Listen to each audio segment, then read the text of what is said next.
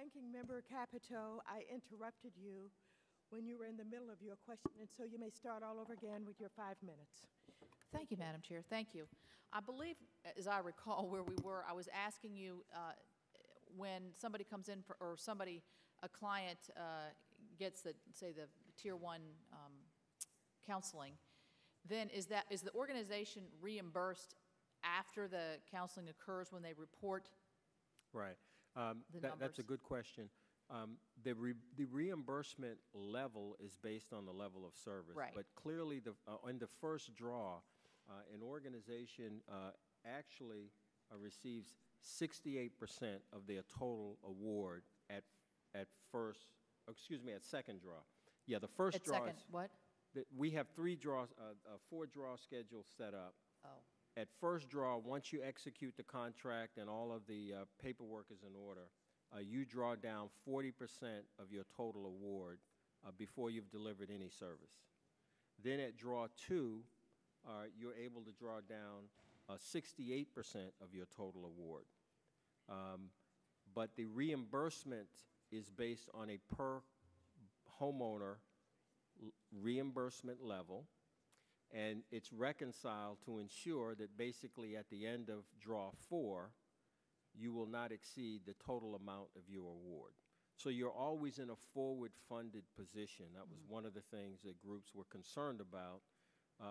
Would there be an opportunity to have funding up front in order to get started, even though the reimbursement was based on a per homeowner basis? So when the grant's given, you're estimating the number of people they would serve? Yes, absolutely. Okay, and what if they don't meet those expectations? Then in the fourth tranche, they don't get their final. Right, right. So the idea. Is that a year schedule? I'm sorry?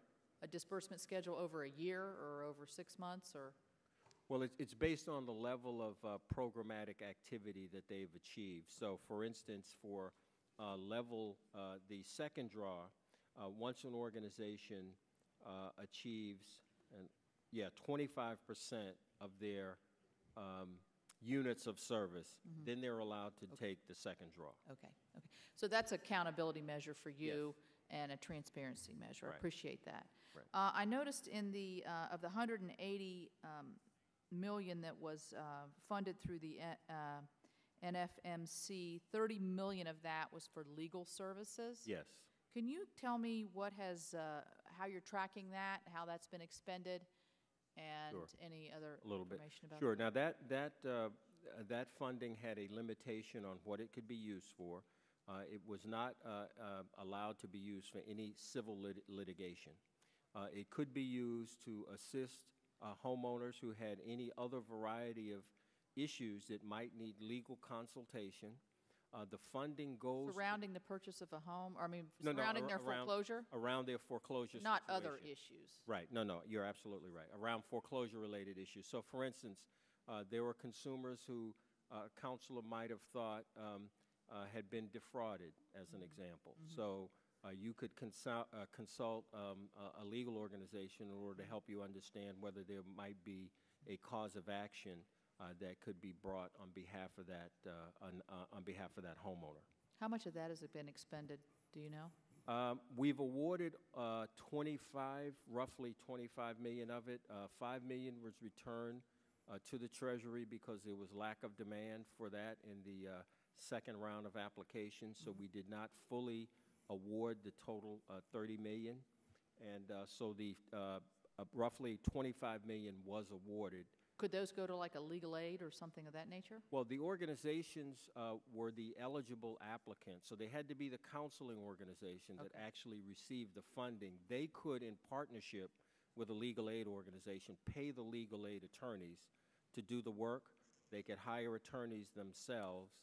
We allowed either arrangement. Okay. Last question on the servicers. I think that's a real sore spot in terms, I know in my office, trying to help people reach their servicer is very difficult and frustrating, and then a lot of strong-arming, or, at least not being able to get the answers quickly. And I noticed that's part of your the complaints by a lot of the counselors, where the weaknesses are. What steps do you think should be taken to help mitigate this problem? Well, clearly, one of the things that will be helpful, we assume, would be the new program that's been rolled out. Up until this point, there had not been a widespread program that most servicers subscribe to. There were a lot of initiatives that one servicer or one lender might have, but was not broadly available. You also had the complication of servicers who typically service for a variety of investors, all of whom had different rules, and that created confusion, additional time and energy for both servicers to sort through what they could do with a customer who might be in a loan that was owned by Fannie or Freddie versus something that was in a private label security, and those caused complications as well. So we think the new program will go a long ways toward helping address that.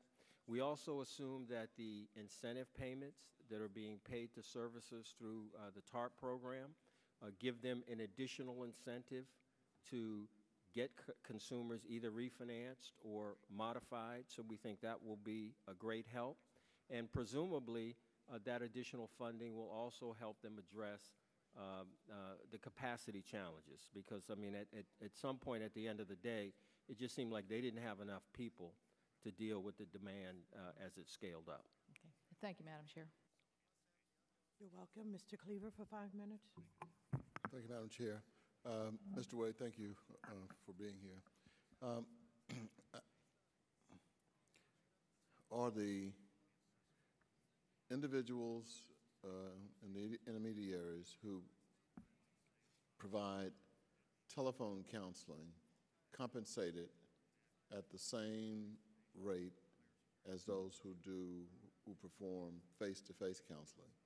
No, that's a good question. I mean, really, we've organized the reimbursement based on the level of service you provide, irrespective of modality. So level 1 can be delivered by telephone or in person, as the other levels of counseling as well. So it's not tied to whether it's telephonic or in person. Well, it's the level of service you provide the homeowner. Do you have any data that would suggest that either of the services, either by telephone or in person, is more impactful? You know, as you audit the program at the end of the year, no, that's a good question. One of the challenges we have right now is we don't get performance data from the servicers. So we have hired Urban Institute to use a third-party service that all the servicers report into that has loan performance data in it. We will be doing matches with the homeowners assisted through this program to be able to track the performance of those homeowners over time. So we will be in a position to answer that question more definitively. We have a preliminary report where they've done some preliminary matches that we think we'll be able to release by the end of this month that will give us some initial data. But I would say the early matches have suggested that in total, about 76% of the homeowners who have been helped in this program or have been counseled are still in their homes. Now, we don't have that broken out by type of service, but we will be able to do that. Madam Chair, I don't know when that information would be available to the committee, but if the chair would so embrace, I would love to have some information on that research as soon as possible. Thank you very much. The chair will, for the record, ask that be submitted to us. Sure. As soon as Absolutely. possible. Absolutely. It's all trying to make sure that at this difficult moment economically that we do what's working. Do you encourage the borrower to contact the community-based agencies who are providing the service? Absolutely. I mean, NeighborWorks, we do provide a website where a consumer can go, look up the local organization that's closest to them. We also refer consumers to the Homeownership Preservation Homeowners Hotline. And so we provide the opportunity to refer borrowers to the range of counseling opportunities that are available to them. Other than public service announcements, and I've heard a few in Kansas City, we have an agency in Kansas City that does, in fact, a subcontract with you. But other than the public service announcements I've heard, of course I'm only home on the weekends, but I've not seen any other advertisement that would attract people who are in trouble to go to them. In the budget, are there dollars expended for getting the word out? Right. Now, we have in the grants that were made to the eligible applicants, they are allowed to use a portion of those grant funds for outreach. We have, through our own efforts as well, contributed to a range of outreach efforts. We've worked with local organizations to do local outreach fairs.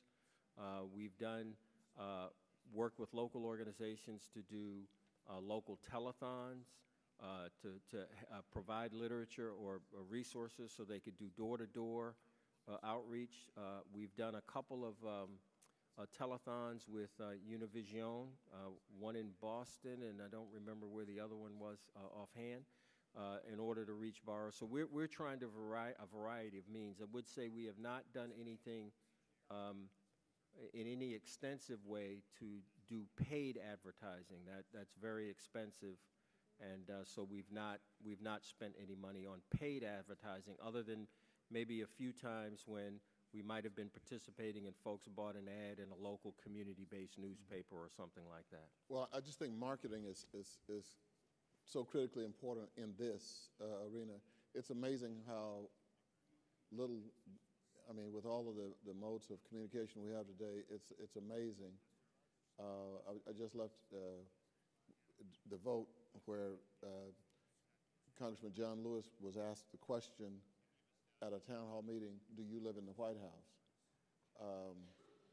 And of course he told him no. But at a time when all this information it seems to be available, the truth is it seems that no information is available. I run into people over and over and over again who are unaware of the program, in spite of the fact that I know in Kansas City the agency involved is doing everything all day, 24 hours a day, but it doesn't seem to be resonating like it should, and I would just suggest that we think about marketing. I yield back. I don't have any more time. Thank you very much. Mr. Green for 5 minutes. He yields back the time that he's borrowed. Thank you. Mr. Cleaver, am I to understand that Mr. Lewis has moved out of the White House? Is that what you thank you for appearing, Mr. Wade, and I'll try to be as brief as possible, but I do want to know if I am getting some sort of mixed signal, because on one hand, we get indications of servicers wanting to modify, not refinance, not give a payment plan, but wanting to modify. And on the other hand, I have information here today indicating that there is some degree of difficulty associated with getting modifications. So which is correct, please? Well, early on, when this program first began, there were only a handful of modification programs out there that were substantially reducing the payments of homeowners. I think that's a fact. So early on in the program's history, the vast majority of modifications offered to homeowners were basically repayment plans, and they were probably not sustainable, although our data will probably help validate that. Over time, as new programs were introduced, more servicers were providing more substantial modifications, and I would say it really wasn't until the IndyMac program that got initiated by the FDIC was there in a sense, with a whole portfolio, an approach that created a modification opportunity that was driven by the borrower's ability to pay. And I think that's the standard that was set with the IndyMac program that was built on, based on the new administration's program. If I may, are you receiving some resistance, no resistance? Give me some indication as to what the circumstance is, kindly. No, the interface with the services is still a big problem. So even with the new program, we had a feedback session again with some counseling organizations last week.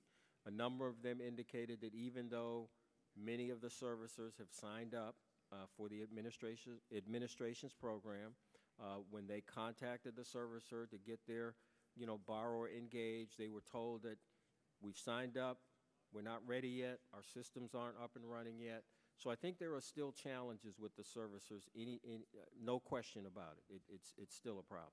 Have you received any intelligence indicating that servicers may have been amenable, or maybe I should say more amenable to modification when there was the possibility of the bankruptcy option, and now that that possibility has been removed, there is less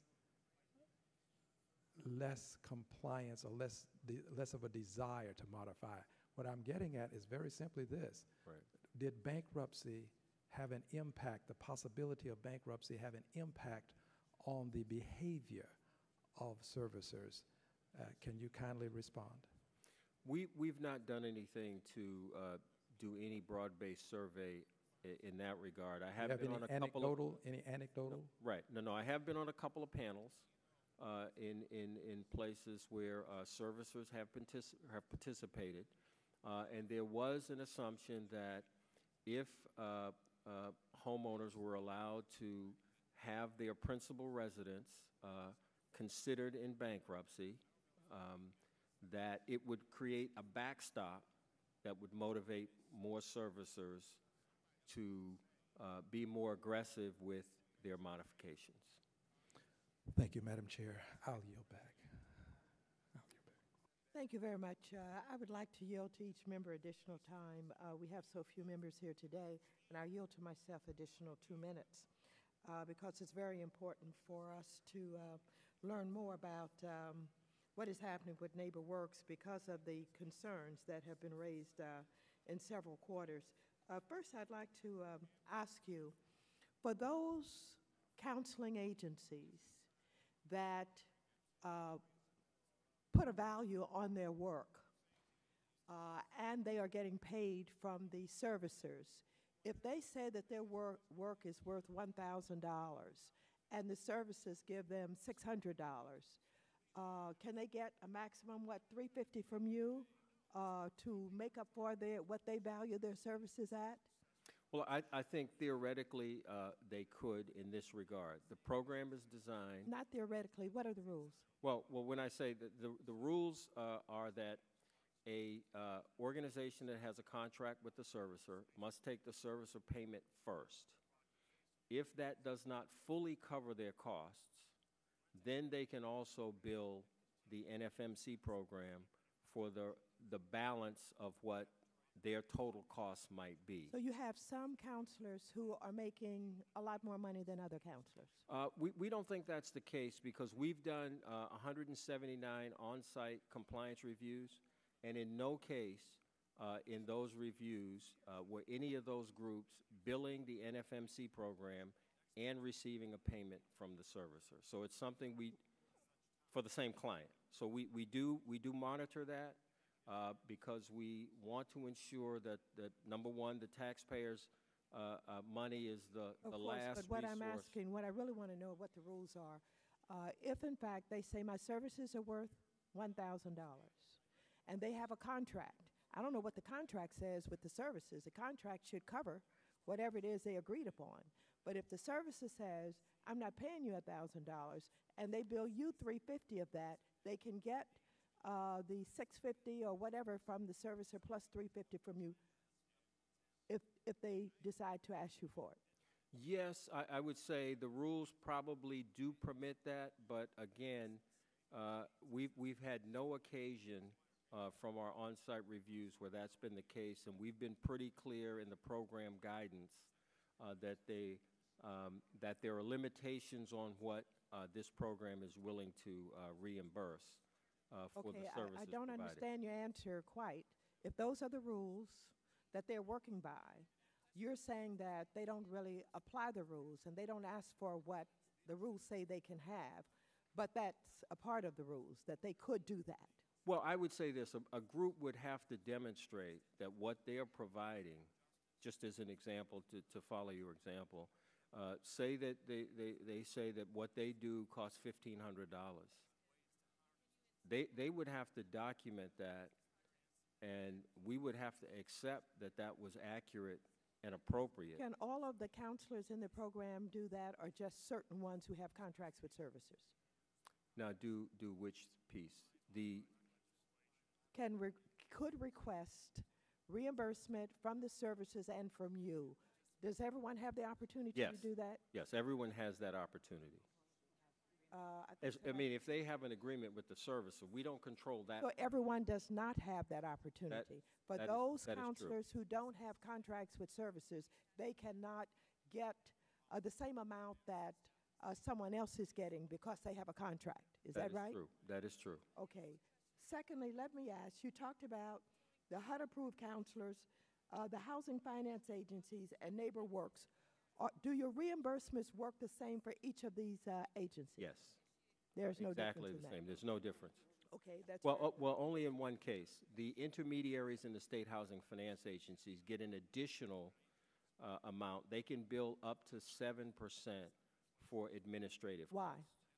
Because they're typically administering a program that has sub-recipients, and so we allowed for that. So, for instance, NeighborWorks organizations are only allowed the reimbursement on a per-person basis up to now in round 2, the $450, and an additional 20% for programmatic support, as all counseling agencies can receive.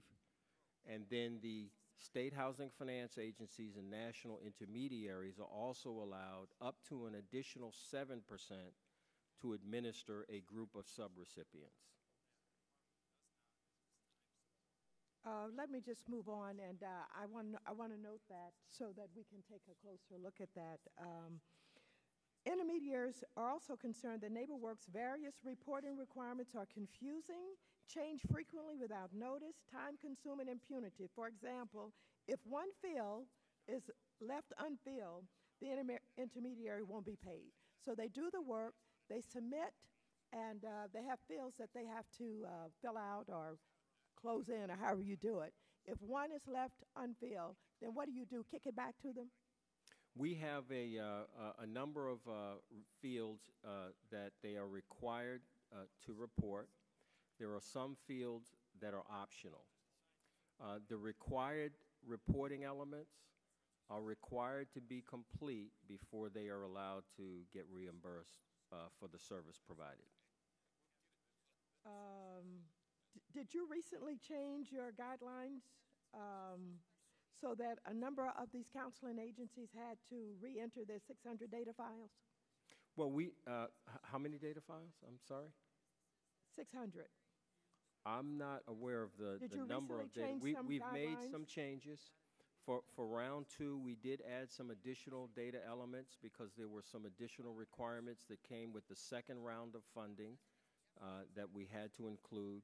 We did make some changes in round 1 to allow a little more flexibility, so there were some data elements that started out as being required that we moved to optional in order to give groups additional flexibility. So the question becomes, when you make changes and your counseling agencies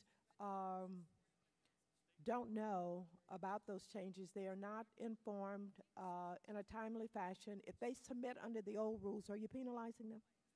No, we give groups adequate notice on changes that are made to the reporting, and we don't penalize groups. We always allow groups to, so for instance, if you submit information on a client and it's not complete, you are notified and you have the opportunity to correct that and get it back in the system so you could get reimbursed. Okay, thank you very much. We appreciate your being here today. We will continue our questioning with the next panel, unless we have members who have additional. Yes. Yes, thank you. Yes, please, Mr. Green. Thank you, Madam Chair. Mr. Wade, let's quickly visit on the question of diversity within your business model. I'm talking now about Asian Americans and Pacific Islanders specifically, as well as others, but can you address the question of diversity in terms of how you're able to communicate with communities that have rich cultures but require, I think, some linguistic talents available to them? Well, we did ask all organizations to clarify the population groups they were going to serve, what language capacities they had to serve that client base, and we took that into account in both the awards that were made, and we do, obviously capture demographic information on who the agencies have served. Have you made awards to organizations that are identifiably Asian American or Pacific Islander in terms of the community that they will perform outreach to? We have done a few awards to NeighborWorks organizations who fit that category. As I recall, none of the state housing finance agencies or HUD intermediaries would qualify as Asian American Pacific Islander organizations. And is there some reason why they wouldn't qualify? Well, they're not, no one has become a HUD housing counseling intermediary. So that was a limitation in the legislation. Now, there are sub-recipients of state housing finance agencies and the other intermediaries who would qualify as organizations based in that community, but there are no HUD housing counseling intermediaries that meet that qualification. Because my time is up, let me just ask, if you would, in writing, give me the list of those that cater to the communities that I've called to your attention. Sure, absolutely. All right, thank you very much. Thank you, Madam Chair. Thank you very much, Mr. Cleaver. Did you have any additional questions? One question, Madam Chair. Thank you. One of the problems we have, and our chair has been dealing with this in the Financial Services Committee, we try to get small minority businesses involved, and one of the problems we always run into is the payment schedule. You have a subcontractor who's doing work for a major, and if they are 45 days late,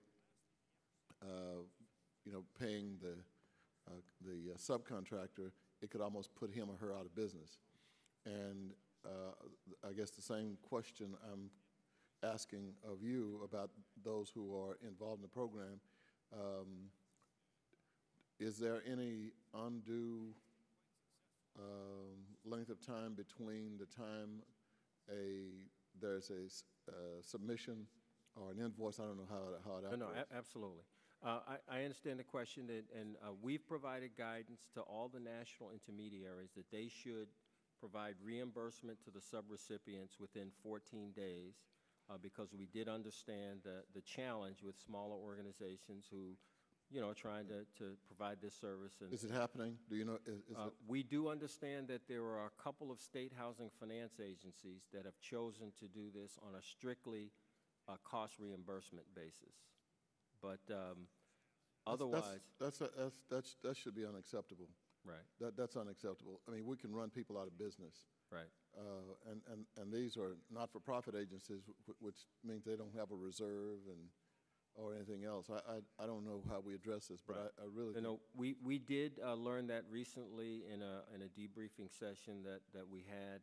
We are going to follow up with those couple of state housing finance agencies to understand exactly what's going on there, and we are considering whether there are additional requirements that we need to develop in order to address that issue. Thank you, Madam Chair. Thank you very much. And again, I appreciate your testifying before us today. And I assure you that one of the things we're going to have to do is to make sure that the complaints that we are getting are followed up and investigated.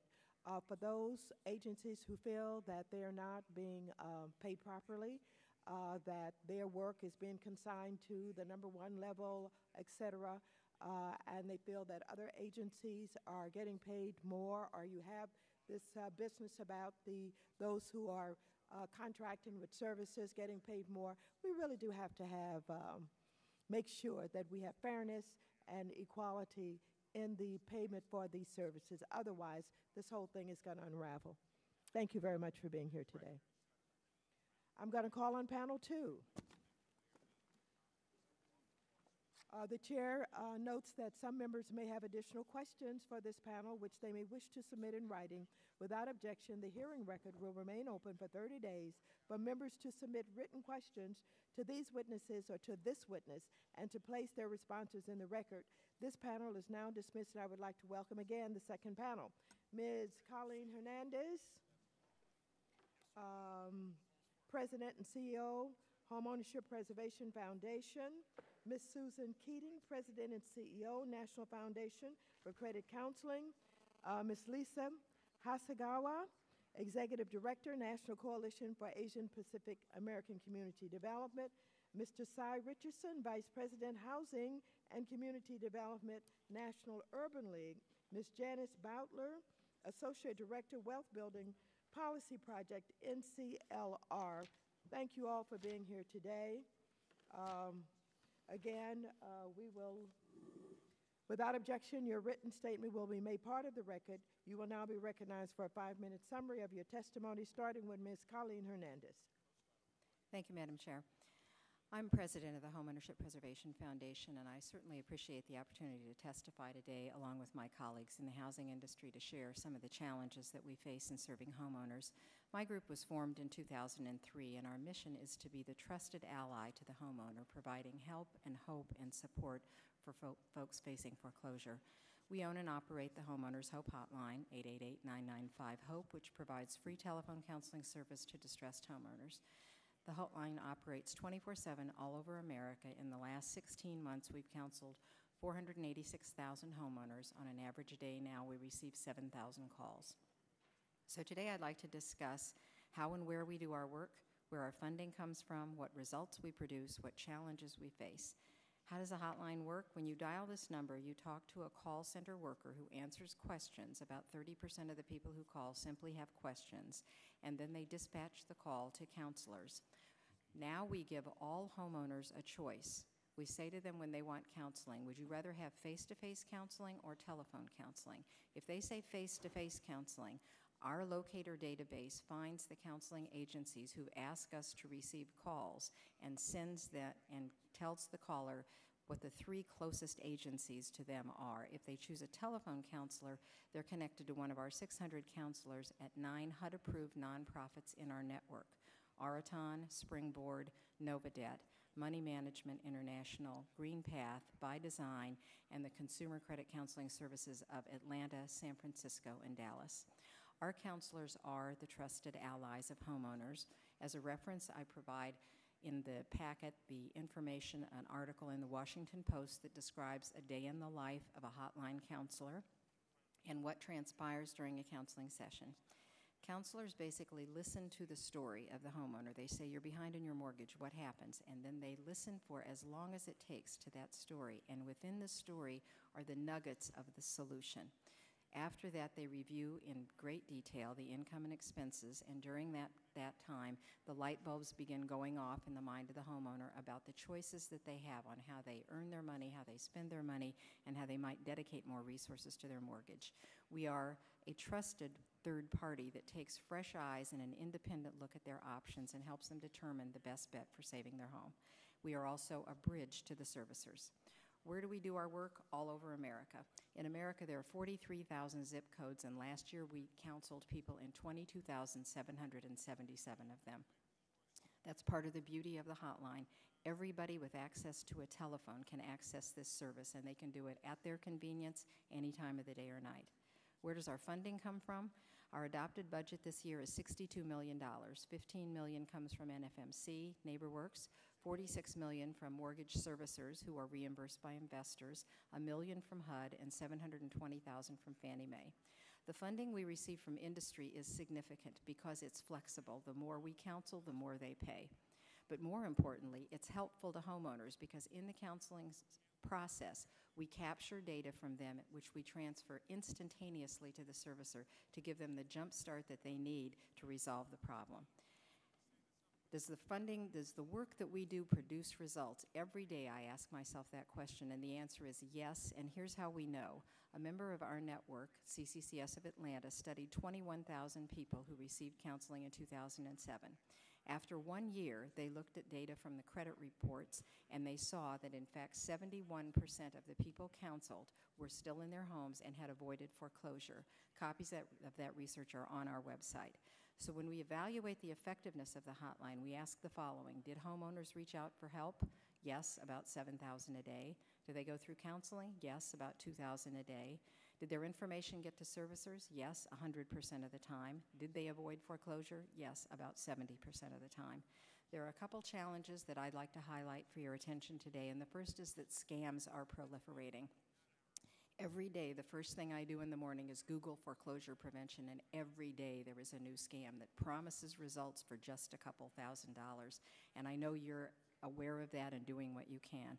The second challenge is there is so much talent and commitment in the housing counseling industry, much of it represented at this table, and yet the resources don't match the demand. Our desire at the Homeowners Hope Hotline is to give every consumer who calls the choice between face-to-face counseling and telephone counseling, and to make sure that there are adequate resources. The homeowners in America count on the counseling industry, and we are counting on you. Thank you. Thank you very much. Ms. Susan Keating. Thank you, Madam Chair. Thank you, Madam Chair. I am Susan Keating, the President and CEO of the National Foundation for Credit Counseling.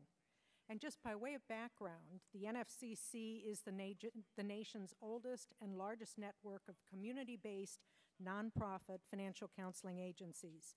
We've been in existence for almost 6 decades, have 106 member agencies that provide services in nearly 850 communities across this country. As the largest HUD housing counseling intermediary and as one of the largest recipients of funding under the National Foreclosure Mitigation Counseling Program, the NFCC is very proud of its ability to provide housing-related counseling as well as a broad range of financial counseling and education services. Last year alone, NFCC member agencies provided services to over 3 million consumers. The NFCC commends Congress for recognizing the value of counseling in stemming the tide of foreclosures and for providing funding to make counseling available to those at risk of losing their homes. Has the NFMC program made a difference? The answer is an unequivocal yes. While I could provide you with literally thousands of stories of the people the NFCC has assisted, let me give you 2 examples. A couple in Sumter, South Carolina, were both tragically diagnosed with cancer 7 months ago. Because of their medical expenses, they were 3 months delinquent on their mortgage and home equity loan. We helped them to get both loans modified and significantly reduced interest rates, resulting in a savings of $375 per month. A single parent in Thousand Oaks, California, went through a divorce and then lost her job. The arm on her home reset, and she could not afford the new payments. In an effort to save her home, she turned to, quote, a workout company that charged fees but provided no assistance. Then she came to us. We helped her structure a household budget, modified her mortgage, and her savings was $600 per month. Through the NFMC program, Congress has made it possible for thousands of American families to not only keep their homes, but to begin the process of rebuilding their financial lives.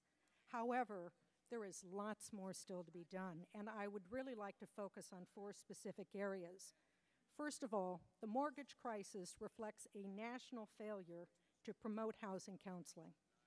As a consequence, a significant number of homeowners bought homes they could not afford with mortgages they did not understand. The remedy is pre-purchase counseling. for first-time home buyers, first of all, and also for those that are considering subprime or non-traditional mortgages. The creation of the Office of Housing Counseling within HUD, as passed by the House last week, represents a major step forward.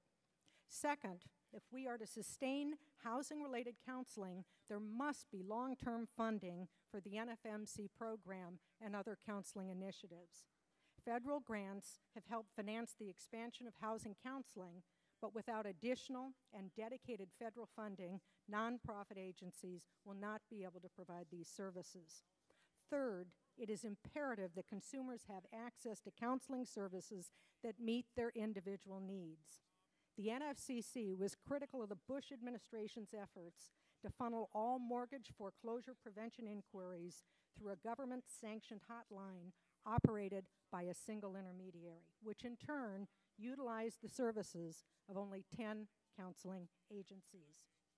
Given the size and scope of the problem, it made no sense to limit the resources being used to address it when there were many other HUD-approved agencies that were ready and able to provide assistance.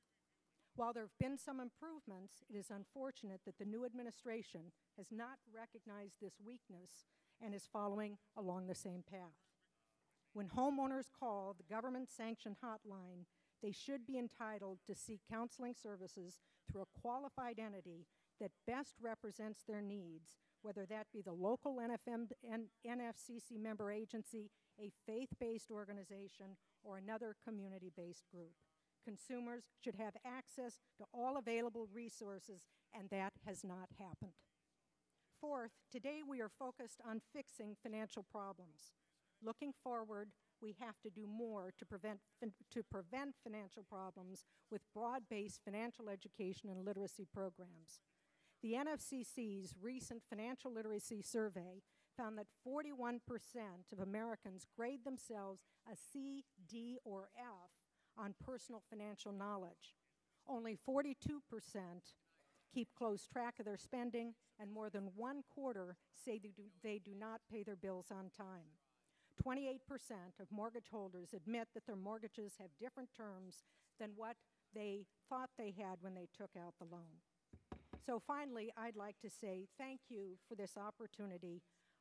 We believe there has to be a national strategy around financial literacy and a national system of delivery. We have to empower Thank consumers. you very much. Thank you, and thank you for this opportunity. Thank you. Ms. Hasagawa?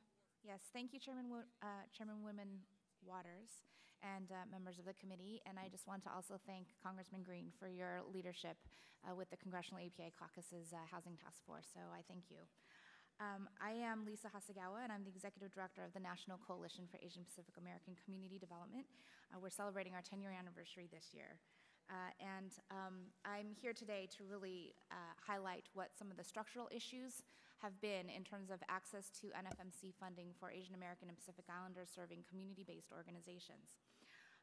Unfortunately, for Asian Americans and Pacific Islanders, historically, the system of housing counseling basically has been like the the NeighborWorks affiliates and many mainstream organizations, there hasn't been, at this time, there are probably about 5 API-specific HUD-approved housing counseling organizations, and none of them receive funding from HUD. And so I think that there's a major gap in terms of the existing system for serving our communities in a linguistically and culturally competent manner. Now, we have been working over the past several years with NeighborWorks, with the Homeownership Preservation Foundation, et cetera, to build that capacity, but it has been a challenge. I think that what unintentionally has happened with the infusion of resources with the NFMC program is actually widened the capacity gap. It was, I think it made sense for NeighborWorks America when they were designing this program to invest resources where there was existing capacity. But unfortunately for Asian Americans and Pacific Islanders, it infused resources into a system that didn't serve us to begin with. And so let me just go over a little bit about what we are doing to try to partner. Again, like we are currently working with National Council of La Raza, and several of our member organizations have been able to get NFMC contracts through partnering with National Council of La Raza. So Seema Agnani, who was here earlier with Chaya CDC from New York, they are an organization that has language capacity in 5 different South Asian languages, and they're serving the Queens community in New York and Jackson Heights. They just recently did a study, for example, doing their own data and research, looking at the foreclosure listings and doing a name count. And they came out with a study that basically said that over 50% of the foreclosures in a particular time period in certain zip codes were with South Asian families, and they think that that was a conservative estimate. We have been seeing those kinds of stories from our organizations, particularly those that are serving the Filipino community in California, the Korean community in Southern California, the Southeast Asian community in Central Valley and in Minnesota, and the South Asian community, particularly in the Jackson Heights area. There's a recent Federal Reserve report that came out that validated that, where they looked at our population data and overlaid that with a map of where Asian Americans and Pacific Islanders were living. And so there was a lot of correlation. Unfortunately, Home Mortgage Disclosure Act data does not disaggregate by Asian American and Pacific Islander subpopulations, so it's been very difficult to really show what the challenges our communities have been facing. I have additional statistics in my written testimony that go further to show that need.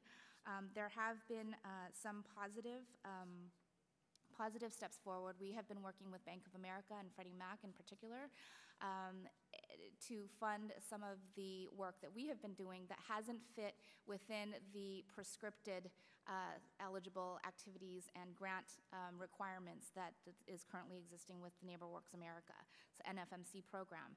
And so those flexible dollars have been really helpful for us to build the capacity of our organizations. We've gotten, NeighborWorks has given us scholarships to their trainings to train more counselors that are bilingual and bicultural.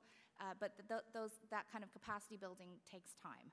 And so what we've been trying to do, for example, is to create systems and models where community-based organizations that have a lot of expertise and a lot of capacity, that have the language capabilities, that have the trust with the communities, that they can play a role in this foreclosure crisis. They really want to play a role, but because only certified housing counseling and foreclosure counseling organizations were eligible for that funding, basically they've been telling me that they're blocking the doors for some of the NFMC counseling organizations because they are being asked to set up do the outreach, recruit people, provide the translation, provide the space, and all of that work for no compensation whatsoever because they are not eligible to receive NFMC funding. And so that's a real challenge for community-based organizations. So I encourage us to all think about ways in which we can compensate community-based organizations for the translation and interpretation services that they provide, and also for the case management that they provide.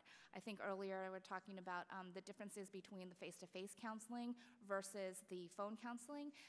So a lot of folks will come and have multiple issues, mental health issues, et cetera, that often can't be dealt with over the phone. And so you have this network of community-based groups who haven't been able to meet those needs with the current funding systems. So I appreciate the opportunity to testify, and the rest of my comments are in my written statement. Thank you. Thank you very much. Mr. Cy Richardson. Chairwoman Waters, I'm Cy Richardson, Vice President for Housing and Community Development at the National Urban League, and I very much thank you for the invitation to testify before the subcommittee today on the issue of foreclosure prevention, the role of housing counseling intermediaries in this vitally important field of service delivery. Our views are based on decades of program delivery experience, but many of the key findings are culled from lessons learned from the past 18 months through our participation as a grantee under the National Foreclosure Mitigation Counseling Program administered by NeighborWorks. The National Urban League has been a certified HUD housing counseling intermediary since 1997, and through the excellent work of our local affiliates, we provide various types of housing counseling and education services to individuals on a one-on-one basis, including the critically important heavy-touch, face-to-face counseling under the NFMC program. I need to be clear that the Urban League believes that in-person, one-on-one, face-to-face counseling is the most effective form of foreclosure intervention and prevention for individuals in crisis. An internal census taken to gauge the service delivery characteristics of our affiliates in this area reveals that approximately 70% of our clients are African American, 20% are white, and roughly 10% are Hispanic. And over the last 3 fiscal years, we have seen exponential growth in the number of homeowners coming to the Urban League in search of foreclosure counseling services across each of these racial categories. It must be stated, though, up front that the National Urban League certainly appreciates NeighborWorks' dedication and diligence with regard to devising the NFMC program design, not to mention the sheer hard work it takes to manage the emergency funding for foreclosure prevention nationwide. However, for the purposes of this hearing, I would like to briefly describe the major issues and concerns we have found with NeighborWorks and their administration of the program, along with clear recommendations for problem resolution. First, the way the program is structured, by tying payment to goals by geography set at the onset of the year, is highly burdensome and problematic. And ultimately, it creates an ineffective and rigid obstacle course that prevents effective draw of funds for timely reimbursement of services rendered. This is a moving, breathing crisis that is changing every day, and in real terms, any goals projected are based on old and outdated information as soon as they are made and are likely to be inaccurate. I hope we can revisit this today. Disaggregation of data is an important problem for us. We recommend a disaggregated approach to payment to intermediaries for their affiliates' work, and there are a number of ways this could be done, including payment to intermediaries, the full draw of payments when the overall threshold is met, or possibly increasing the number and pace of draws to the intermediary, possibly even on a monthly basis. With regard to variances and the locality service delivery that Mr. Wade talked about earlier, currently variance thresholds are at 25%, and we must meet or exceed at least 75% of each established MSA goal or risk deductions from our counseling funds. We believe NeighborWorks should increase the MSA variance threshold to 50%, allowing more room for the real and unknown vagaries of client flow and keeping the funds flowing to our top performers. This will give our intermediaries more flexibility to reallocate goals as needed and keep the payments flowing to those areas that are on pace. We're also recommending that NeighborWorks reduce and simplify the administrative requirements involved in reporting and management, as well as increasing the amount of program-related support funds that are allowed for the Total and Counseling Award, or otherwise helping supplement this funding from other resources. Our colleagues can speak about this issue a bit later. With regard to issues of client duplication, under the circumstances, we support the idea put forth by NeighborWorks of applying a set percentage threshold to all intermediaries on this issue, but we believe this percentage should be at least 5%. The national average, according to NeighborWorks from the database, is 5%, not the 3% as they finally agreed and codified in recent weeks. Finally, in terms of much-needed marketing support, we recommend that NeighborWorks allocate $2 million of the $6 million recently awarded to them for a rescue scam awareness campaign, or some other agreed-upon amount that we can collectively agree upon, to facilitate expansion of the campaign and ensure greater reach into minority neighborhoods. I know my colleagues will speak on this as well.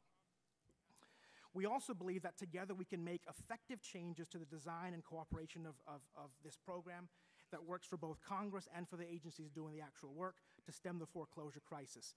We trust that you will give due consideration to these issues that we have laid out today, as they are obstacles to our effective program delivery, and it's in all of our best interest to get this done. Thank you very much.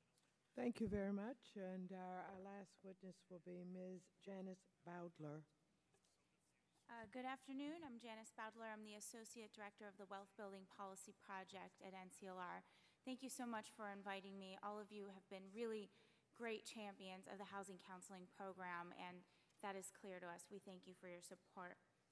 Latino communities are watching a generation of wealth slip through their fingers, and nonprofit housing counseling agencies are really on the front lines of this battle, yet support for their work has not kept up with demand. Congress must strengthen the counseling infrastructure. In doing so, will ensure that services are widely available to combat foreclosure, and in the future, help homeowners avoid common lending traps. In my testimony today, I'm going to talk a little bit about NCLR's approach to housing counseling, and then I'm also going to talk about some of the challenges to implementing the NFMC program. As you've heard from all of my colleagues already, NCLR is one of a couple dozen housing counseling intermediaries. Not many people have talked about the role of intermediaries, but that's important as well. Intermediaries provide quality control, training, partnerships, develop technology, do a lot of work to advance housing counseling field in general. And NCLR is the only network that focuses specifically on the Latino community. Over the last decade, NCLR has used one-on-one counseling to help thousands of families secure their first home. As my colleague Sai stated, this is the most effective way to reach our communities. There are several studies that show that this is a proven methodology, especially for communities of color. When the foreclosure crisis hit, we applied the same approach to foreclosure prevention counseling. In the last 12 months, we counseled over 750,000 delinquent homeowners. I'm sorry, 7,500. I added a couple of zeros there. My mistake. In the last 12 months, which is a 250% increase over our previous year. But this approach is not without its costs. On average, it takes our counselors 15 hours to help a family through the process. We focus on in-depth counseling because we need to help homeowners understand their options, find the best possible resolution, and get connected to other resources. We don't focus on phone counseling or provide referrals. Instead, we keep our clients in-house and we work with them all the way to the solution. The demand for foreclosure prevention is on the rise, but we're concerned that demand is outpacing capacity. And without a robust system in place, families are going to get lost with the foreclosure scam artists. Which brings me to the NFMC program established last year. The funding was appropriated to NeighborWorks America for quick turnaround to counseling agencies. They did successfully turn the money around quickly, which is not to be underestimated. They are one of our partner intermediaries. We've sat with them, worked on the industry standards that Mr. Wade testified about earlier, and we've often worked together on public policy issues. But it's important for us to bring up the challenges in implementing this program because it's having a crippling effect on the nonprofits out there trying to meet the needs of their community. Several of the challenges have already been covered, and there's more detail in my testimony. So instead of the 5 that we've outlined in the full testimony, I want to focus on 2. And that is that the reporting requirements have been extremely burdensome. We already had a reporting system in place for HUD that had been working for decades. But when this program came in place, we had over 40 additional data fields that we had to complete. Technology did not keep up with that. So we all work from one of 2 or 3 technology platforms. Every time they make a change to the system, we have to wait for the technology to be updated, which means that we're all busy doing work. The technology is not capturing the data. That creates a lag, and homeowners fall through the cracks. We don't get reimbursed. As an example, in our first quarter of reporting, NCLR reported to HUD 2,000 families. We could only report to NeighborWorks 465. Our increased cost to administer the program, you heard that we can only capture a small amount of that. Our costs increased by 40% to administer these programs based on TA that we had to provide to our network and expanding technology, et cetera. The other is this issue on how the fee structure actually incentivizes level 1 counseling over the more in-depth counseling. So let me talk a little bit about this because it's very important. You get paid $150 for that level 1. It takes about 20 minutes to an hour. You can spend all day over and over doing intake and referral and earn as many $150 fees as you have 20 minutes in a day. But it takes up to 15 hours over the course of 3 to 6 months with all the challenges working with the servicers to get reimbursed for that last $250. Now, there's other challenges I can go into more in the Q&A, but in this way, it makes more sense and it incentivizes that initial intake and referral to get the quick buck rather than take the time to do the most effective counseling, which is the one-on-one, and which takes a lot longer and only pays out a little bit more money. So that's why we think we see these really high numbers in level 1, because the incentive is not there. You don't get paid until that all the way out at that 6th month when you've been putting time and incurring staff expenses until you see that resolution. That is a huge problem. So I'm running out of my time. I'm going to stop there, but the rest is in my written statement. Thank you all very much. I will now recognize myself for 5 minutes. Let me first start with Ms. Hernandez. Could you quickly explain to me how you're connected to the Hope Now hotline in a different way than other counselors are? You said something yes, about that. I certainly can. First of all, there is no Hope Now hotline. There's only the Homeowners Hope Hotline. And the way we are connected to the Hope Now Alliance is that we are a partner with them, and they use their considerable industry outreach capacity to send borrowers to the hotline in hopes that we will capture the data that they need to give a jump start to the resolution. Okay, I'm sorry. Is that any different from any of the other counseling agencies? Yes, I think it is. I think we got preferential treatment in the Hope Now Alliance when Secretary Hank Paulson formed the Hope Now Alliance in October of '07, and in order for people to be admitted to it, the threshold criteria was they would agree to fund counseling at the Homeowners Hope Hotline. So we're a partner with Hope Now, and we receive funding, $150 per case, per completed case, from the servicers. So when your earlier questions about the funding stream, ours is pretty clean. A homeowner comes in, they tell us who their servicer is. We do a 60-minute counseling session with them. We transmit the data to the servicer, and at the end of the month, we bill the servicer. And there are 80% of the people who call us have loans owned by members of the Hope Now Alliance. The other 20% call us. Do you also bill NeighborWorks? We bill NeighborWorks, right. And how do you get paid for that? I mean, the service that you just described that you get $150 from the services for, how do you calculate our value? Well, it costs, our service costs $150. So between our overhead and the triage call center, the call center workers who do the intake, and the counselors, the 9 counseling agencies, the cost is $150. So we collect all together. So we collect $150 from the servicer. We retain from the servicer payment $30 of that for our overhead and triage. No. My question is, and also, how much do you collect from NeighborWorks? And then, so we collect $150 per session from NeighborWorks. So you're getting $150 from the servicer and $150 for NeighborWorks? No.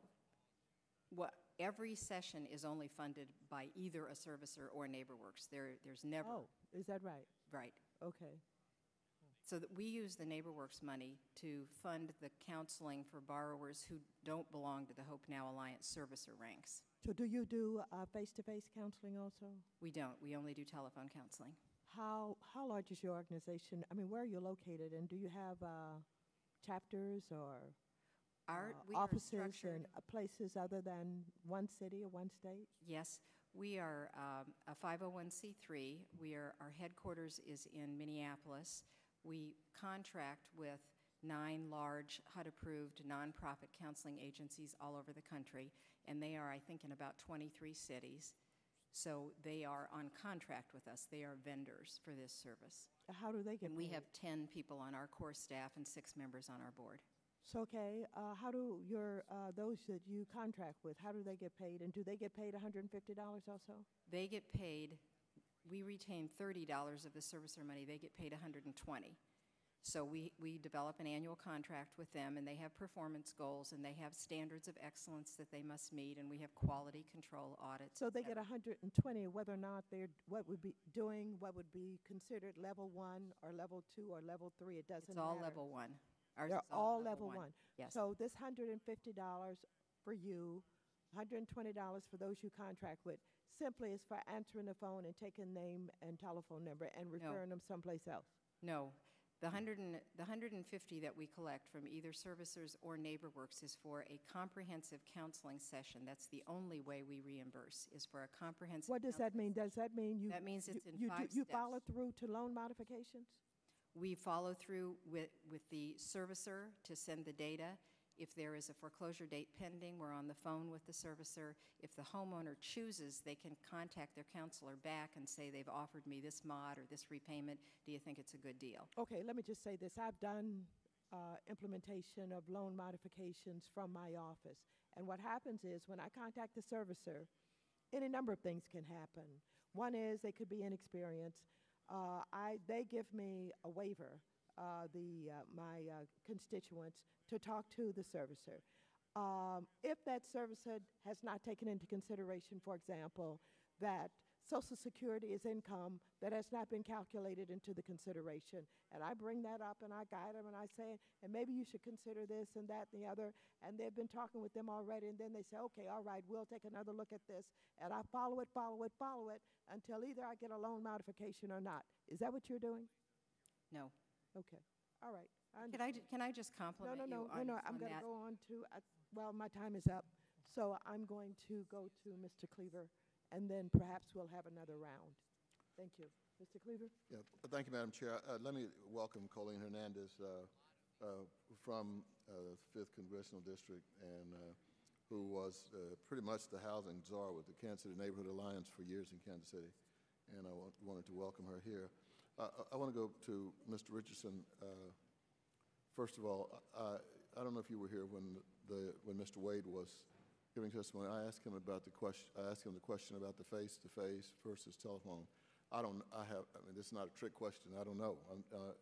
But you seem to be a bit more emphatic that face-to-face was far more workable than.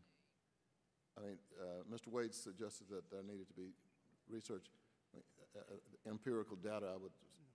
No, I would take issue with that statement for two reasons. One, there is quantitative data to suggest that one-on-one, face-to-face, customized counseling generates the best and better outcomes for clients. And two, for organizations like ours that are interested in stabilizing households writ large, you have to develop relationships that cannot be generated telephonically. They can only be understood, diagnosed, and possibly solved through many hours, as my colleague Janice said, of in-depth conversation and relationship building with the client. So there's no controversy around that, as far as we're concerned.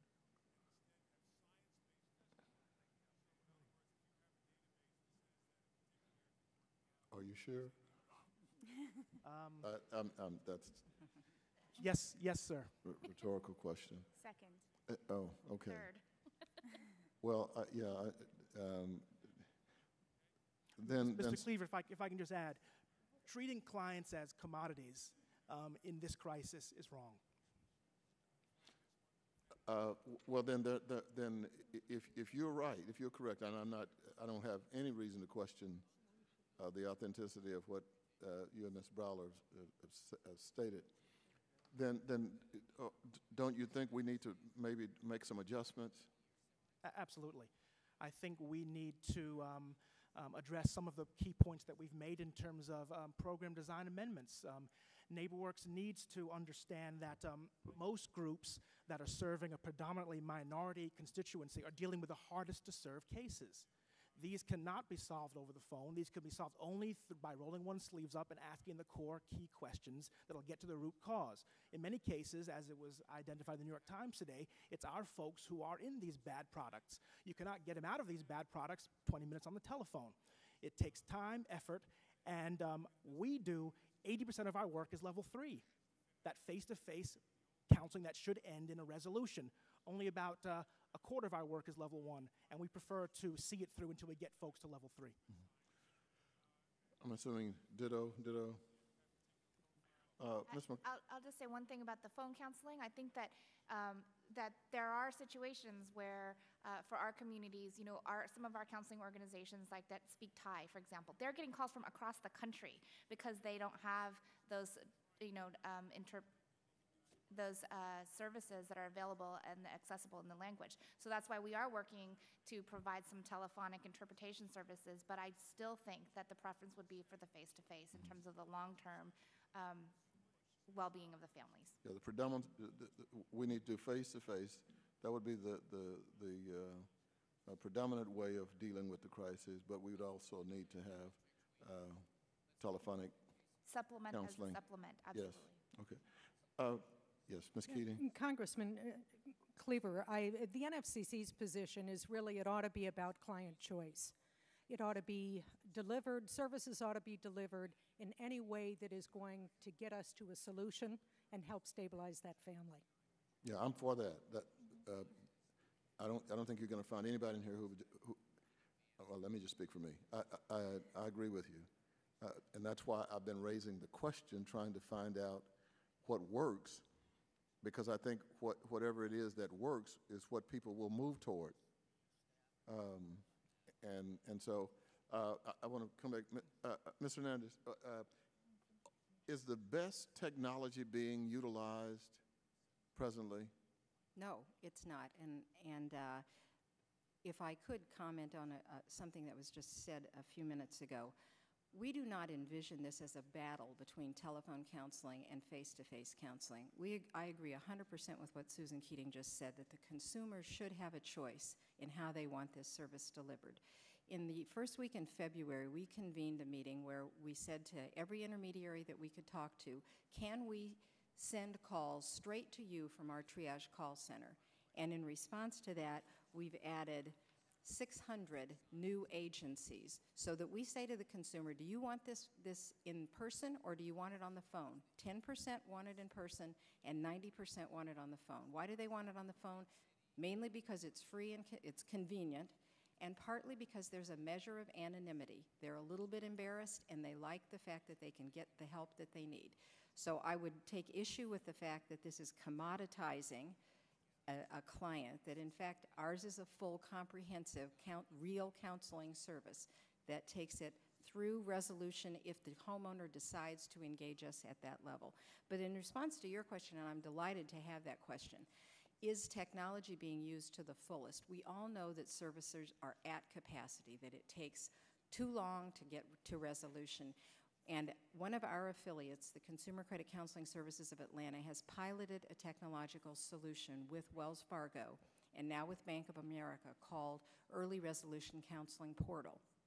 And they are having, to your point, they are having tremendous results in expediting the resolution with every single person that calls.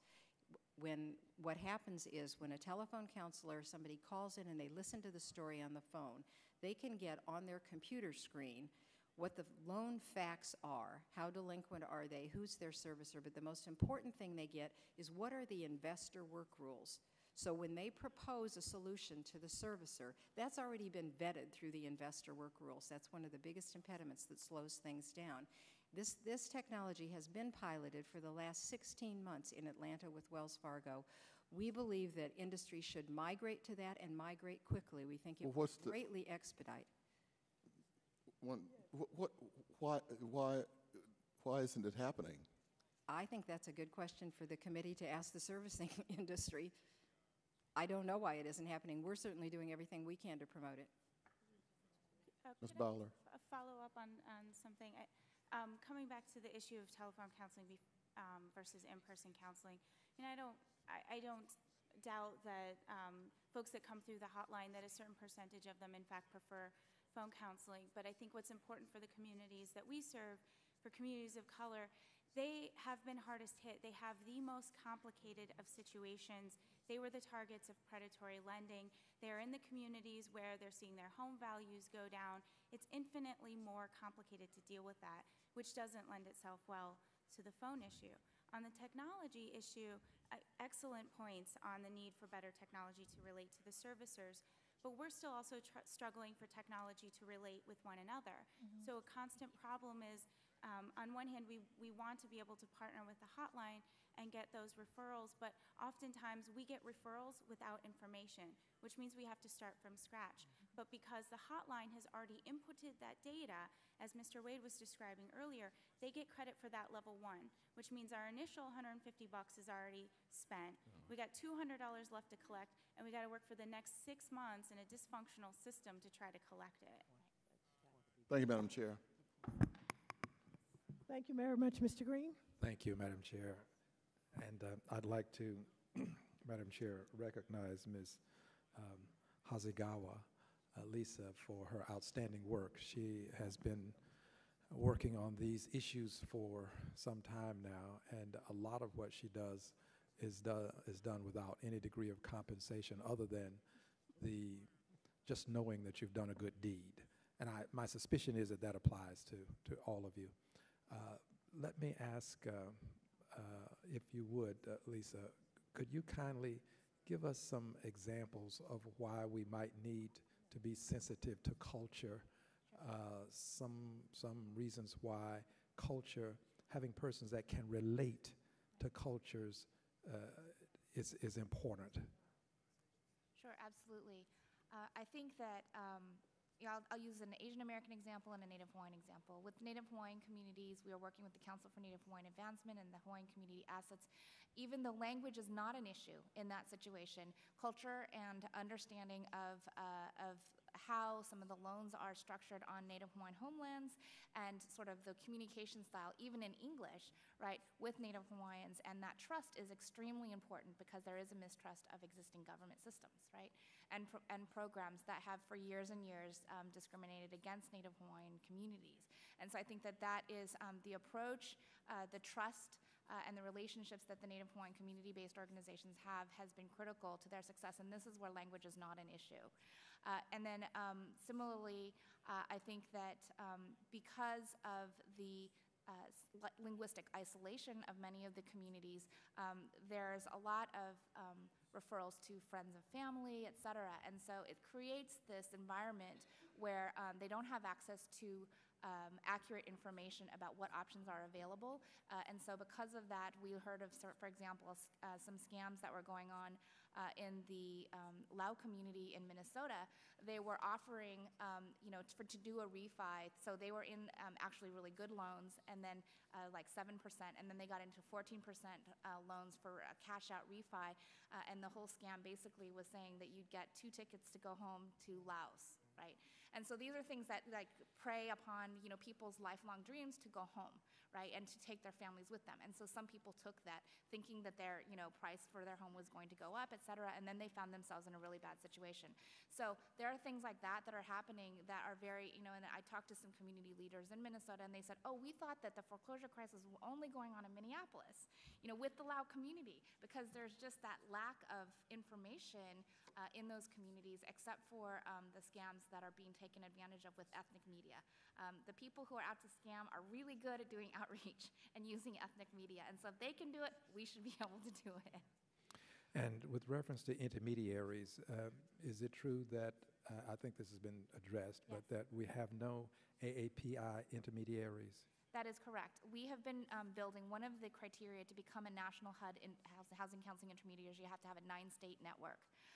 And so we have been working very hard to make sure that we have HUD-approved counseling agencies that are also funded and have the capacity to be able to have that 9-state network. Then we would have to apply to become a HUD housing counseling intermediary, and then that would just be the eligibility, and then we would have to then apply to get funding from HUD, and then to be able to partner. So it is a process that we've had to go through, and we have talked to HUD about the possibility, and they are awaiting our application. Well, I would like to offer assistance with this process, and if you need the assistance, please contact the congressional office so that we can be of assistance to you. Thank you, Congressman. And I'm concerned about this because in my congressional district, That's right. we have the ballot printed in 3 languages. Yep. The ballot is in English, Spanish, and Vietnamese, Yep. soon to be in Chinese. Mm-hmm.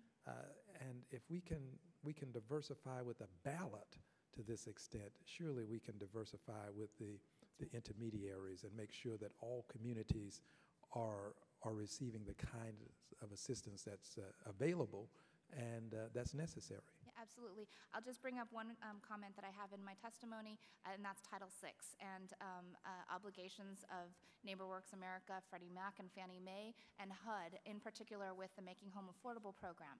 One of the qualifications or eligibility requirements to have access to some of these products is that you have to have housing counseling, go through housing counseling session. And that's all well and good if you speak English, or if you happen to live in a city where there is a bilingual HUD-certified housing counseling organization or counselor. And so that we were very concerned about the disparate impact and access that our communities are going to have and other limited English proficient communities are going to have to those products, given the problems with the system that currently exists.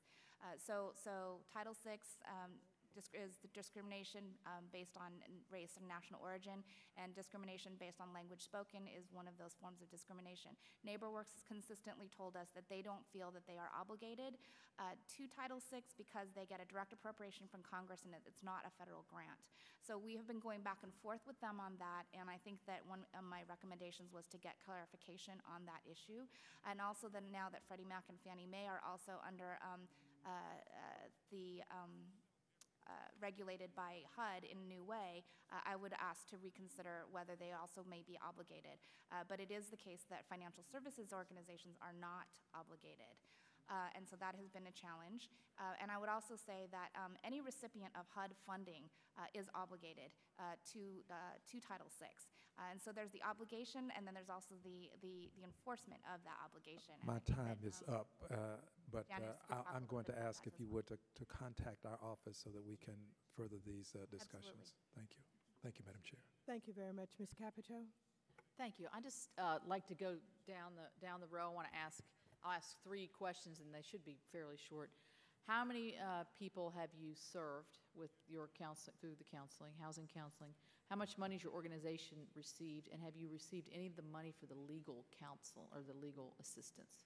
So, Ms. Hernandez? In the last 16 months, we've served 486,000 people with the Homeowners Hope Hotline counseling.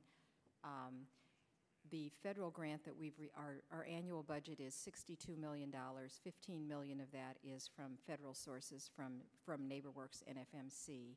And your third question on legal, we've received no legal funding. Okay, thank you.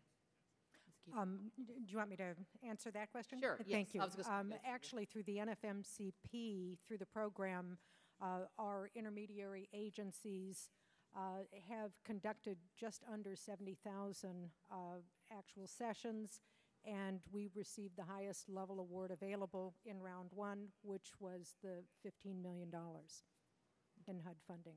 Excuse me, in Supernova and NeighborWorks funding. Did you get any of the legal? Yes, we did, $1.7 million. Have you spent that? No, we haven't.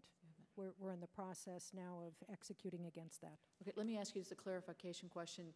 You receive your funding from NeighborWorks, and then you fund down to a subgrantee, correct? Yes, we do. And then what's your administrative fee on that? Actually, it's a 4%, less than 4% of the amount. There were also program dollars available. In round 1, we distributed most of the program dollars out to agencies so that they could actually build capacity and basically address the needs of their communities. Okay, thank you. We currently don't get any money directly from NFMC for the reasons I stated earlier. We do have a contract with the Homeownership Preservation Foundation for translation for their hotline that we're currently working on the technological systems issues to try to figure out. We had a $15,000 grant, which I do not think was NFMC funding, to do outreach planning, and that was from NeighborWorks. But we currently don't get any funding. Some of our member organizations do get funding through National Council of Ladasa as subgrantees. In terms of the numbers of people would be included in Janice's numbers, and we're not collecting that data because we're not the intermediary, and we don't get any legal money either. No legal. Okay, thank you. In round 1, we served approximately 4,600 clients, and our appropriation was about $1.2 million in round 1 of NFMC, and we did not go in for any of the legal assistance funds. Okay, thank you. Also, for round 1, we got $2 million. We served 7,500 families. This time I got my number right. And we received no legal assistance or money for legal assistance.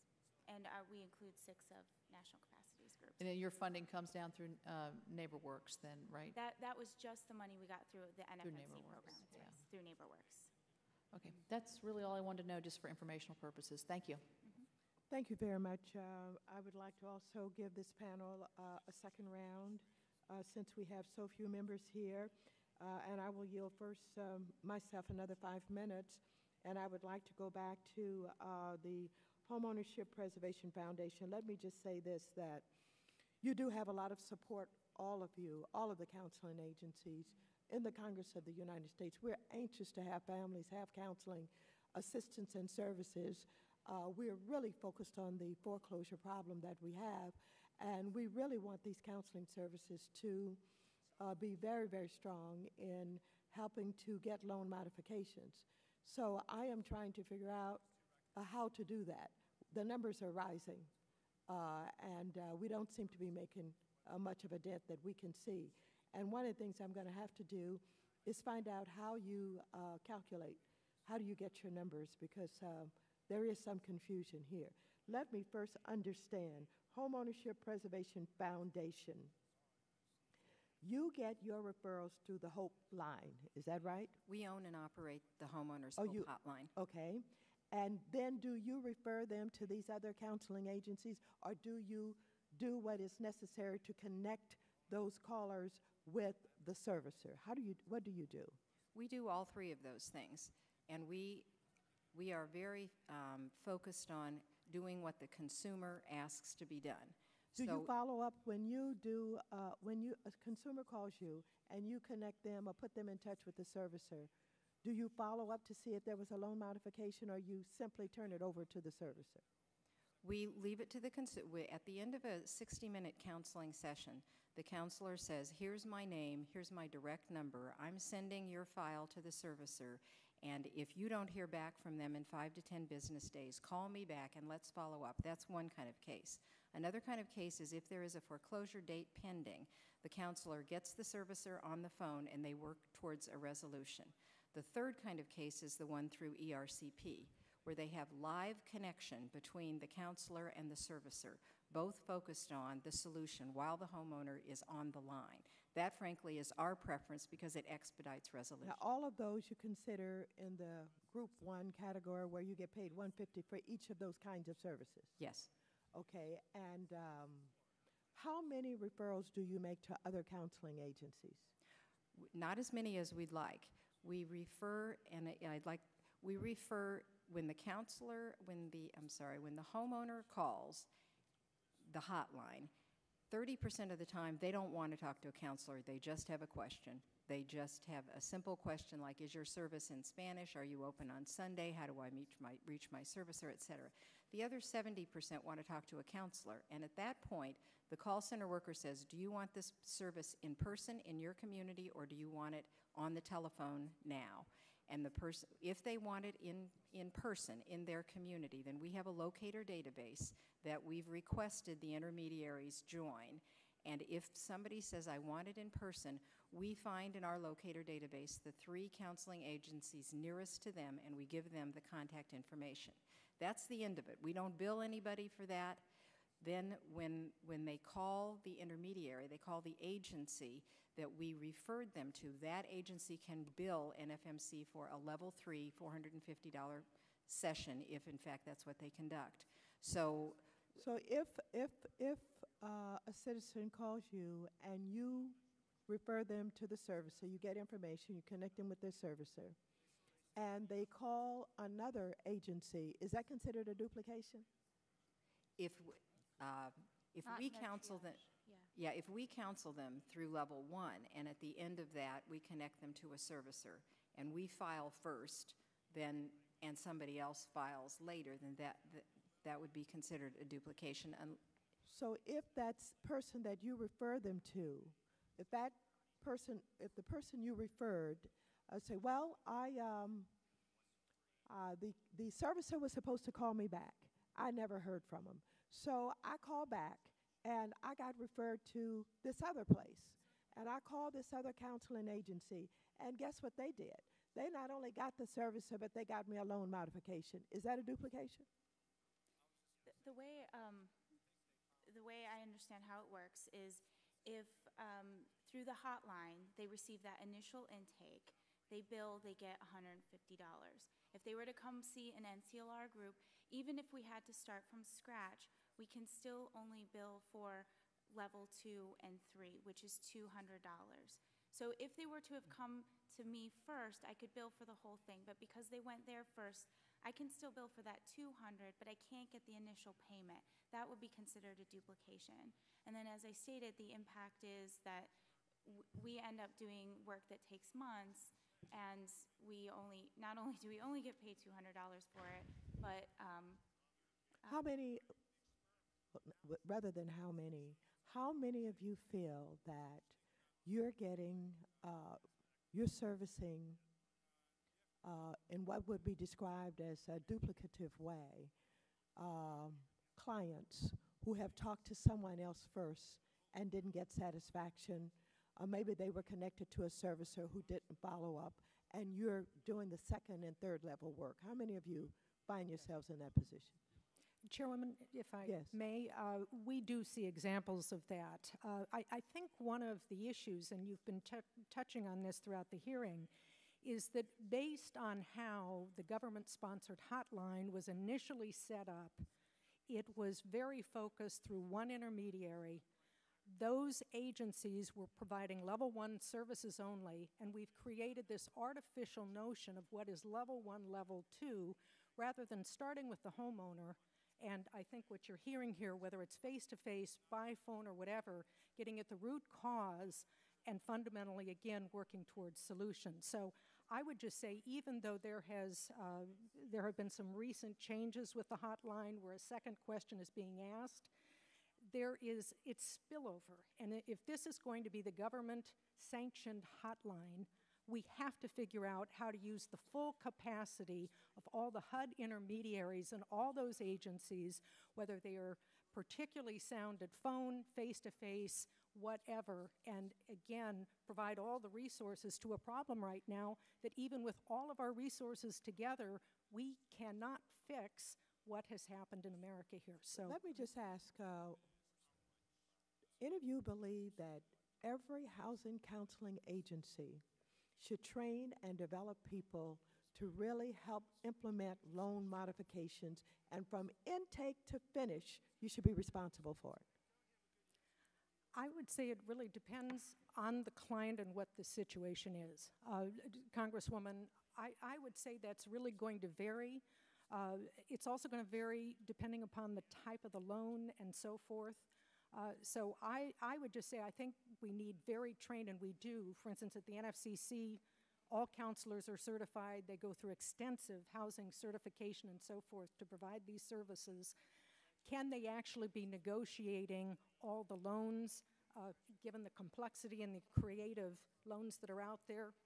They can probably take it to a point. What they have to be able to do is to reach the servicer and be able to talk and be the advocate for the consumer and have all the facts and have taken the time to get all the facts and information so that they can be that advocate and work through, again, to get a modification taken care of. Thank you very much, Mr. Green. Yes, I'd like to follow up on what the chair is bringing to our attention, because it seems to me that we are encouraging, as has been said, the intake process, which is 20 minutes, and then we find some other entities having to go through this 20-week process, which will net a lot less, I hate to say cash, but money, and a lot of the people are working, trying to make a living, who are performing the services. So why would we not want the intake person or entity to take this to fruition, as opposed to passing on the hard work to someone else? Why? That was the question, and I'd like to just hear another answer to that question. Why is it that we won't pursue it with one entity, so that we don't find that this incentive to take the 20-minute way out as opposed to the 20-week way out? Could I respond? Please. First of all, the work that we do is not 20-minute work. Our average counseling session is 60 minutes, and that's at the consumer's choice. We can complete that process in 60 minutes. We, as I mentioned, when Councilman Cleaver was asking what works, we're very focused on what keeps the homeowner in the home and helps them avoid foreclosure.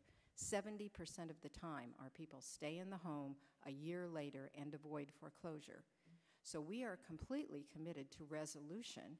And our model said, and so there is an intake function that is our call center. But what is not being clear here is that from the call center, we transfer people. If the consumer wants to talk to a face-to-face counselor, and that's their choice, then we transfer them immediately. We don't bill anybody for that. We're not competing with that. We're saying to the consumer, what do you want? And if they want face-to-face, 10% of the time they do, then we connect them if there is somebody in their community who offers that service. Ms. Hernandez, permit me to ask, and this is only for edification purposes. If you take 60 minutes, let's make it 60 minutes. But when you're finished, you receive about $150 for the level 1, right? Yes. Now, the rest, assuming that the problem is not arrested at this point, the level 2 is where there may be many more minutes than 60, many more hours. And the concern that I'm raising is if we don't do something with the 60-minute process that sort of connects the 60-minute person with the longevity, what we've done is we're passing the toughest part of this battle to people who are going to receive a lot less in terms of an emolument. Now, if I'm incorrect, I'd like to have someone to help me. Would you like to jump in, Mr. I'd like Please. to, as a coder to that point, I'll say this. We gladly take on that work because, and hopefully we'll be able to resolve the compensation issues with NeighborWorks, but we gladly take on that work because we are in the household stabilization business. We ask the question, what is the root cause of the foreclosure? Is it a job loss? Is it a health crisis? Is it a family crisis? And we, and La Raza and others, have programs that respond to that. We try to stabilize the entire situation and not look myopically at just the question about what caused your immediate Permit me to ask you this. What percentage of your cases start out as level 1 cases? Roughly a quarter. 20, so 75% do not start out as level 1. Correct. See, but listen now. We're talking about fundamental fairness at this point.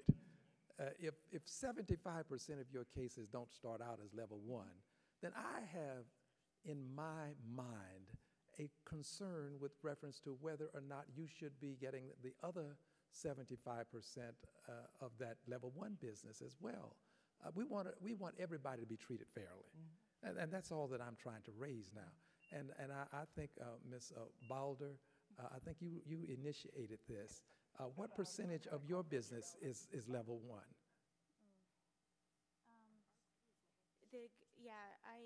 If your question is how many do we get referred from the hotline? Yes.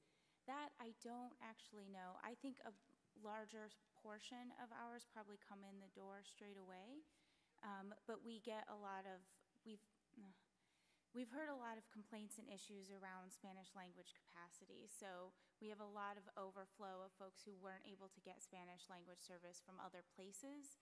So we have to start over at level 1 with everybody. I believe you start at level 1, but you're not compensated at level 1. Right, that's right. Okay, so I'm really looking at a compensation issue now. That number, I'm sorry, I don't know off the top of my head, but I can get it to you. Okay, Madam Chair, my time is up, but I can sense that there is a fairness and equity issue that we have not quite addressed appropriately, and I'm not sure where we go, but I can sense it. Mr. Green, I think you're right, and we've been trying to get at that because we are unveiling information that we simply did not understand or know prior to today. I think it's becoming clearer to us what is happening. Like I said, we want good counseling. We want everybody to be involved, but there appears to be something here that we're going to have to correct. Yes. And namely, one of the things that I see is precisely what you're getting at, and that is, it appears that one agency that's getting the referrals is getting paid for the level 1s. I don't know whether they're spending 20 minutes or 1 hour. They're referring them on to the servicer with no follow-up, and they're getting paid. They're showing back up, perhaps, are the ones who are taking them from start to finish or putting more time, more work in. But certainly when they show back up, they're not getting the level 1, $150.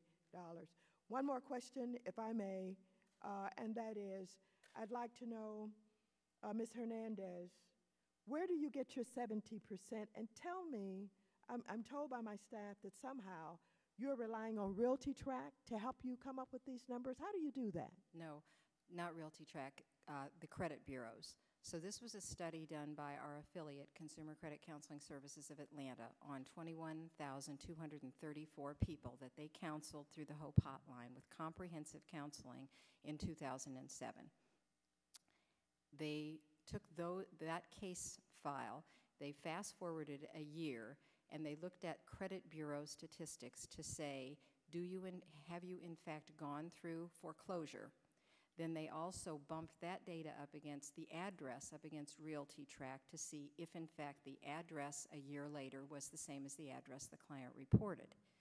So their data that it was in fact 71% were still in their homes and had avoided foreclosure came from credit bureaus. So that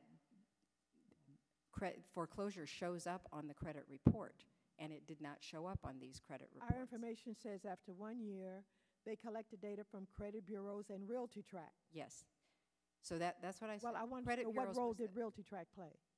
The Realty Track was just the address. So if a client reported, I'm at this address when I'm counseled, and a year later, am I still at the same address? Did that address go through foreclosure? That's what Realty Track tracks. Then we would know from that part of the database whether or not the property had gone through foreclosure. But we know from the homeowner, from their credit bureaus, that they did not go through foreclosure. They avoided foreclosure. They were still in their homes. We're going to have to take a look at this. We welcome that. The calculation of data. Yes, I'm sorry. We've held you here for a long time. Mr. Cleaver, did you have any last questions that you would like to ask? Let me just say to our panelists today, thank you so very much. Don't forget, we're committed to strengthening counseling. None of us here are afraid to ask for money. We want to do that, but we've got to make sure that we have fairness in the system. We've got to make sure that we're not simply a referral agency going back to the same people who have been collecting the fees and doing the foreclosures to begin with. Don't forget, we're talking to servicers. And we don't want to just leave people in the hands of services and not follow it through and know whether or not, for sure, without relying on data that's coming from places that, we can't really confirm. Based on our own work, we want to know whether they got a modification or not. And so I'm going to try and lead this committee through changing some of the rules of this game so that everybody has access, everybody's getting paid. I'd like to see you get more money. But I'm not so sure about this level 1, 2, 3 stuff. I want people who know how to do it and know how to get those loan modifications and not simply refer people and leave them in the hands of services. So thank you so much for being here today. We look forward to working with you. Thank you very much. This chair notes that some members may have additional questions for this panel, which they may wish to submit in writing. Without objection, the hearing record will remain open for 30 days for members to submit written questions to these witnesses and to place their responses in the record. The panel is now dismissed. Thank you very much. Before we adjourn, the written statements of the following organizations will be made part of the record of this hearing: the Housing Partnership Network. Hearing is adjourned. Thank you very much. Level 1, level 2, it's just completely different. The systems are not set up. You guys aren't set up to do that.